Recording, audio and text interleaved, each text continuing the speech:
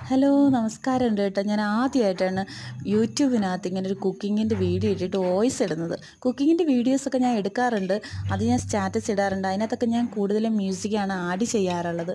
അപ്പോൾ ഈ അമ്മമാരോടൊക്കെ ആയാലും എനിക്ക് പറയാനുള്ളത്, നമ്മുടെ മക്കളൊക്കെ പുറത്തുനിന്ന് കഴിക്കാനാണ് ഏറ്റവും കൂടുതൽ ഇഷ്ടപ്പെടുന്നത് അല്ലേ. സാൻഡ്വിച്ച് ആയാലും ഷവർമ ആയാലും പിസ്സ അങ്ങനെയുള്ള സംഭവങ്ങളൊക്കെ.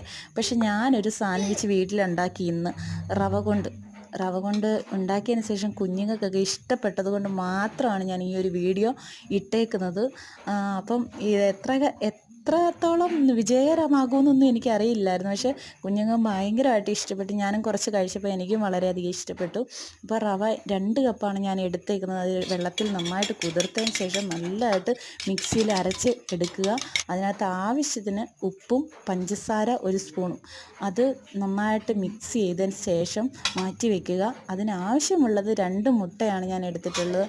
പിന്നെ ഗീ, അതേപോലെ ചീസ്, ഒണിയൻ, ക്യാപ്സിക്കം, ടൊമാറ്റോ, ഇത്രയാണ് ഞാൻ എടുത്തിട്ടുള്ളത്. അപ്പം മുട്ടയായാലും നന്നായിട്ട് അടിച്ചതിന് ശേഷം നമ്മൾ ഈ റവ ദോശക്കല്ലിൽ നന്നായിട്ട് വലിപ്പത്തിൽ ചുട്ടെടുക്കുന്ന അതിനകത്ത് നെയ്യ് ചേർക്കണം. ചുട്ടെടുത്തതിന് ശേഷം മാറ്റി വെക്കുക.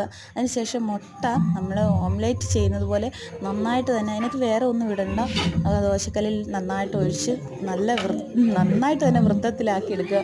ഞാനാക്കിയപ്പോൾ അങ്ങനെ വന്നില്ല. എന്തായാലും അതിന് ശേഷം നമ്മൾ ഈ ദോശ എടുത്ത് അതിൻ്റെ പുറത്തോട്ട് വെക്കുക.